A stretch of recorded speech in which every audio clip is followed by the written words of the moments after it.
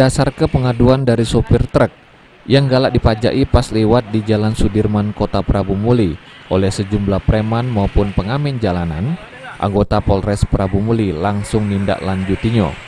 Hasilnya berhasil diamankan 20 uang terdiri dari 16 preman jalanan sama 4 pengamen jalanan. Sama duit diduga hasil majai. Selanjutnya, ke-20 uang tersebut digawa ke Polres Prabu Muli buat dilakukan pemeriksaan sama pendataan oleh petugas.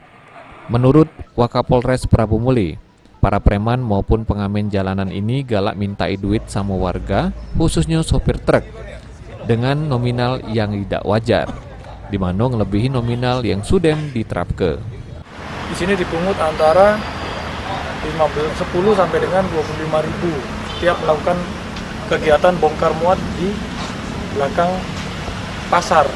Ini yang membuat keresahan pada warga masyarakat Prabu Muli, sehingga kita pada siang hari ini menindaklanjuti upaya tersebut dan diperoleh hasil 16 orang laki-laki, kemudian ada 4 orang laki-laki yang menggunakan modus yang mengamen tapi tujuannya meminta-minta.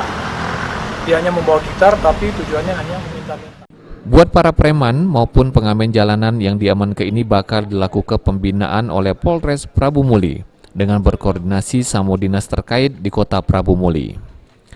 Beni Firdaus, PAL TV.